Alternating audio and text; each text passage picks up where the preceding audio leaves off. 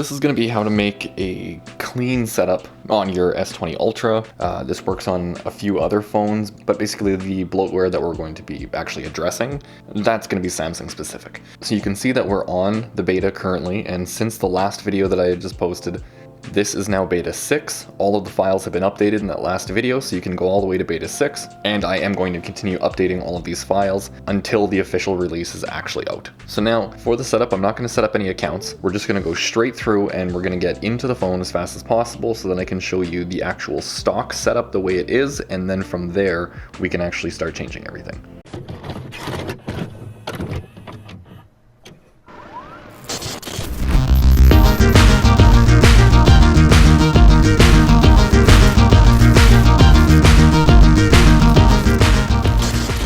So we're just going to go to start, and now we only have to accept these first two.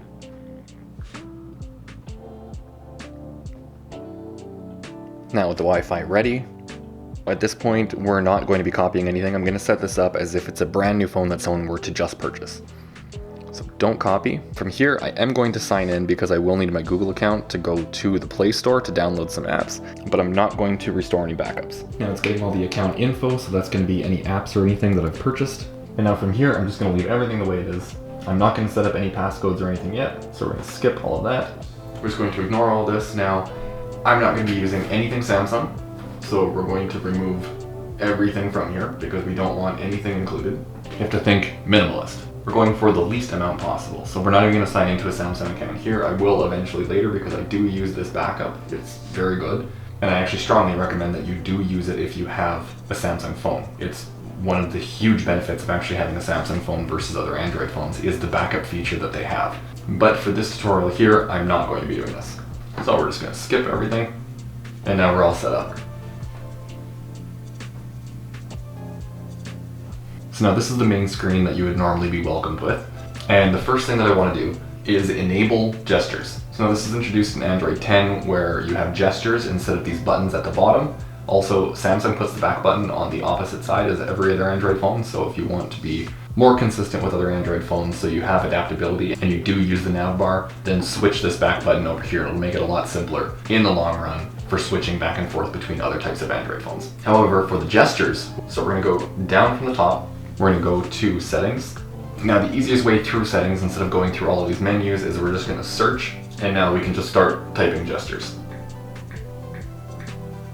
Navigation bar, and right down here we can pick which one we want to use, so we can use these swipe gestures. So that removed the navigation bar at the bottom, so now we just gained a little bit of screen real estate, which is going to come in handy later. Now this little bar right here, to remove that, we're just going to uncheck that.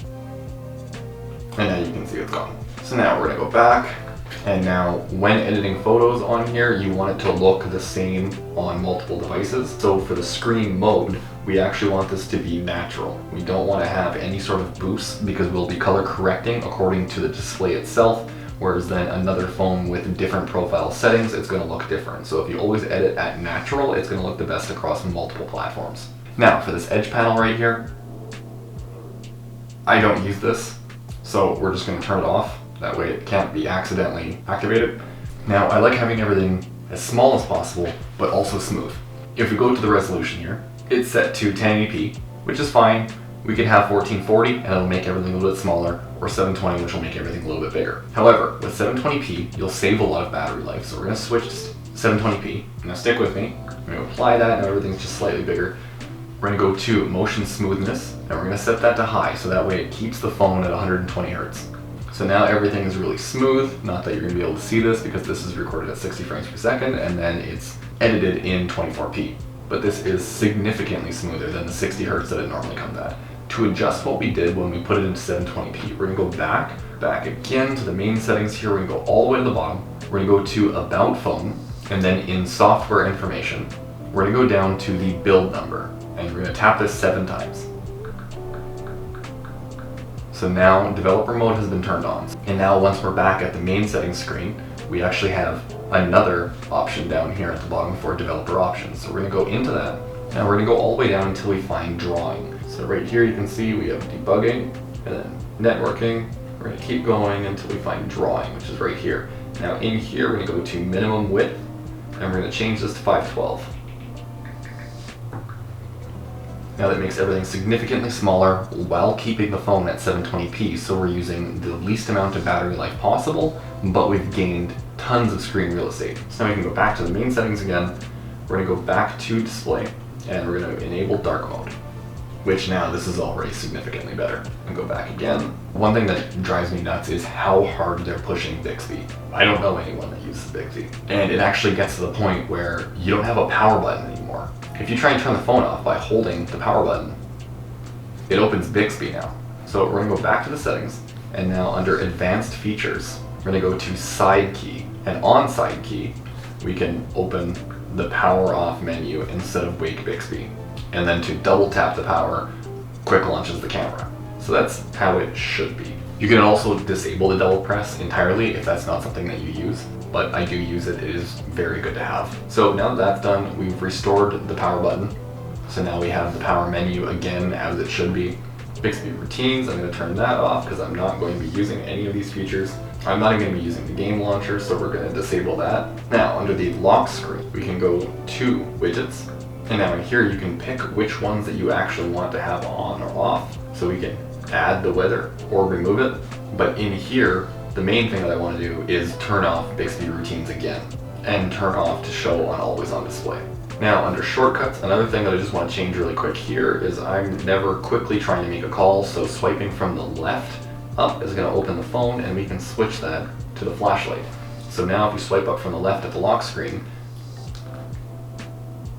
it'll turn on the flashlight, or we can open the camera. And for the always on display, I'm actually just going to turn it off entirely, which brings us to the clock style. Now there's a bunch of different options you can have here.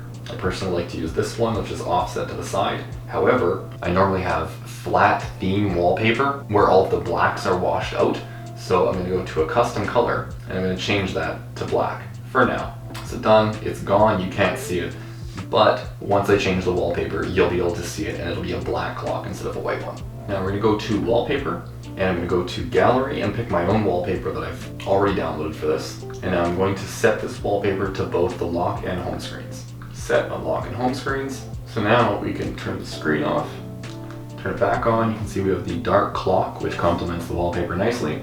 Some little notification icons. We can swipe to go to the flashlight, swipe to go to the camera. So the lock screen now is done. So now we have to do the home screen, and we're gonna have to download 2 apps for this. So now we're gonna go to the Play Store, and in here we're gonna search for Nova Launcher.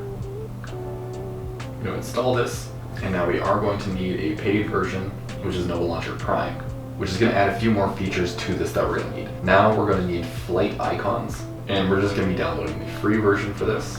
So now we can just go back home. So now we're gonna go to the app drawer here, and we're gonna open Nova Launcher, and now it's gonna ask us how we wanna set it up. So we're gonna do a fresh start, we're gonna use a dark theme, we're gonna use the swipe up function, and that's it.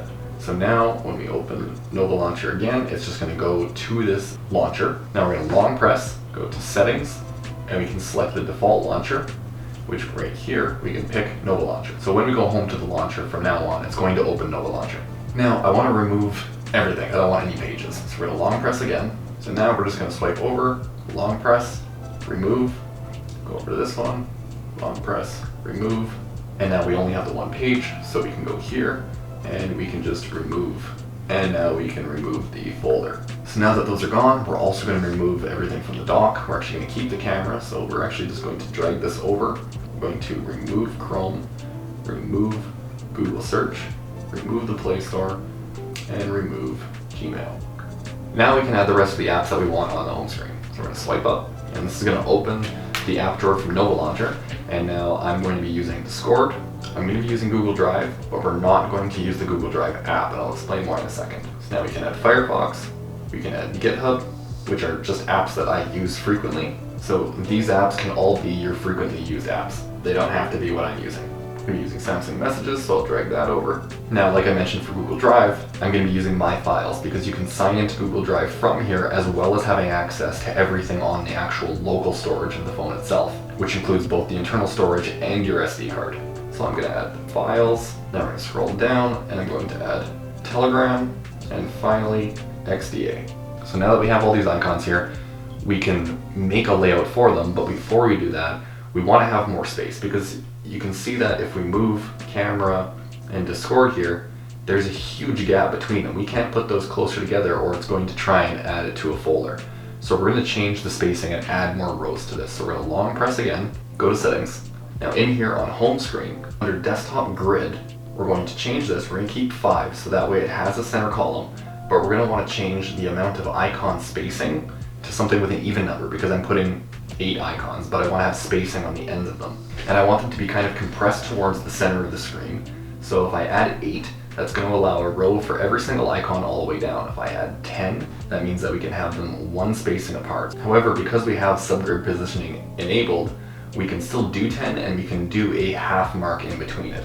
So we're going to say done there. The icon layout, I'm going to keep these at 125%, but I am going to remove the labels, so that way it's just the icons for the apps themselves. Now we can just go back, and you can see that the icons have moved. So now we can organize these alphabetically. That's just how I like to do it. So we'll move these around. So now that we have everything organized right here in the middle with some nice spacing up and down, now we just have to change the icons, which is where that pack's going to be coming in. But instead of enabling that pack, we're just going to be long pressing on each icon, going to the little pencil, tapping on the icon, and then from there we can go to Flight Lite, which is that pack that we downloaded, and now it's automatically going to select an icon that it thinks is for this app. So now that we have all of that done, our home screen is completed, which means that we can move over to the app drawer. However, before we start that, we're going to go back to settings and we're going to disable some of the apps. So settings, now we're going to go down to apps. Now in here, we can remove everything that we're not going to be using. However, some of them, like Bixby Routines, you can't disable that.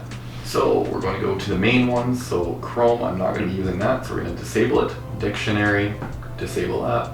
Facebook, I don't even have Facebook.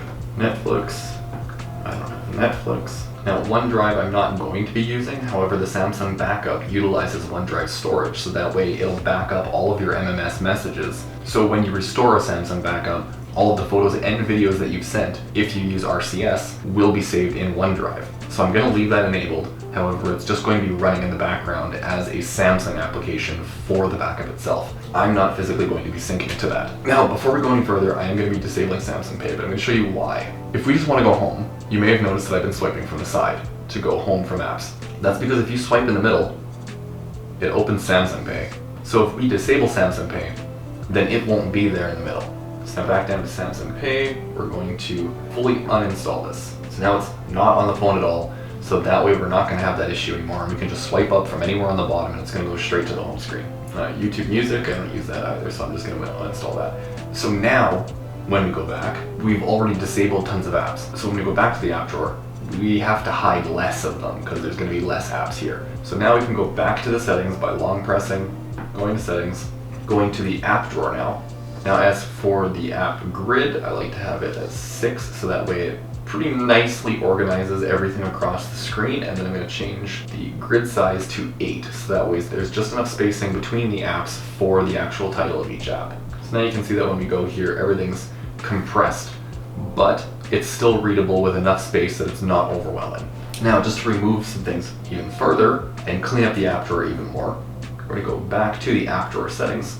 We can remove the frequently used apps. We can get rid of the indicator, so that way it won't have that little arrow to tell us how to swipe into the drawer because we already know how. We can go down to fast scroll bar. That's going to remove the red bar from the side, so that way we don't have to see that. And then for hide apps, I believe this is a feature in Nova Launcher Prime that you have to pay for. So if you don't want to pay for it, then just skip this portion. But we're not going to be using any of these features here. We can remove the icon for the icon pack, so that way it doesn't get confusing. You know, this is where I said that OneDrive will be in the background, but I'm not going to be using it, so I'm going to be removing the icon itself so I don't manually open it. Alright, and that's it.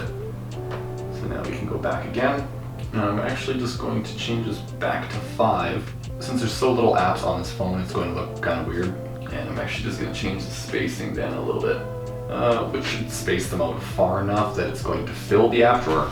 And then as I would normally download more apps or just have more apps, I would change it in accordance where all of the apps fit on one screen and I don't ever have to scroll for the apps. So that's essentially what I would be doing with this menu here, is fitting the apps so I don't have to scroll. I would just swipe up for the apps, every single thing would be on the screen. But for this instance, because I didn't set up the phone, none of my apps actually restored to the phone. So we're just gonna leave it like this so that way it fills the app drawer normally. So we can go back, swipe up to go to the app drawer, and you can see that very minimalist. There's nothing on this phone. And then as I would download more apps and it would fill up and I would have to scroll, that's when I would add another row. And once the rows start getting too congested, that's when I start adding the columns going across. And if I ever exceed that 6:8 grid ratio, then I just have too many apps on the phone, because there's no reason I should have that many. So at that point, I'll go through and I'll just start deleting things that I really haven't used in a long time. So it not only keeps things organized so it's faster and easier to get to everything, it also helps maintain the actual cleanliness of the phone system by removing things that I'm not using and having old apps that it's just taking up space. So it keeps me on top of keeping the phone looking nice and also performing well. So now that the app drawer is done, and the home screen's done, and we've removed tons of apps from the background, we've also done the lock screen. The last thing that I like to do now is organizing the quick launch buttons. So if we swipe down, you can see that we have these icons here. I always like the flashlight to be right on the edge in case I ever need it. So we're going to make a mental note of that it is number 6. And we're going to swipe down again, which is going to open this whole grid here. But then we have a second page, and again, everything on one page is one less swipe that you have to do, which makes your productivity just that much faster. So we're going to go here to the 3 dots. We're going to edit the buttons here. I'm not going to be turning dark mode off, so we can remove that. I'm not going to be doing nearby sharing. We don't need smart view. We don't need a blue light filter. I'm going to swipe back over here. I don't use Windows, so I'm not going to need to link to it. I never turn my mobile data off. Location is always on, and you can see that it's left a space open, so I'm going to add wireless power sharing. So these are all features that I use of the phone. So now we're just going to click done. If we swipe across, it only wants us to add, and if we go back, the 6, the flashlight is still there. Now that's it. That's how I try to make the cleanest install that you can on a Samsung phone. Now everything is super functional. We have a nice clean lock screen. You can swipe to open. It goes to a nice clean home screen. We have just the icons that we use most frequently right in the middle. It's like a dock, but utilizing the height of the screen, so that way it's within thumb access when you're holding the phone at the side. We can swipe up for the rest of the apps, and all of the apps fit on one screen, so that way there's no scrolling there. We can swipe down to the notification panel. We have our 6 main quick toggles here, and then when we swipe down, we only have 1 page of them here. And we've disabled a few apps that are in the background that we're not going to be using. So that pretty much wraps that up. Hope you enjoyed. Hope you found something that you liked out of this. You can do this to any Android phone. The apps that I specifically disabled are Samsung only, so that was basically the S20 Ultra section of this. But for the most part, this is how I make a minimalist design Android layout. Aside from the hiding apps feature in the app drawer, then all of this can be done with free apps. However, to hide the apps in the app drawer, just buy the version of No Launcher Prime. This isn't sponsored or anything, I just really enjoyed the app, I liked that feature, and I gladly paid for it, which I find was definitely worth the money. As well as this icon pack, which I probably will be buying because I use it all the time and I've never had issues with it. Some apps are missing, however the paid version does include a little bit more, so maybe the apps that are missing in that will be in this, like the YouTube Studio app. It doesn't have one, which is why I don't keep it on the home screen. But that's all for this. I hope you get the most out of your S20 Ultra. This phone is amazing, and it's only getting better now that One UI 3.0 is on its way out with Android 11. So if there's anything that I could have touched on, maybe some other apps that I could have used, then feel free to comment down below. If you liked the video, then like it. If you didn't like it, then dislike it. And if you want to subscribe to the channel, then that's cool too. It always helps out. Or you don't have to do any of it. I'm not telling you what to do.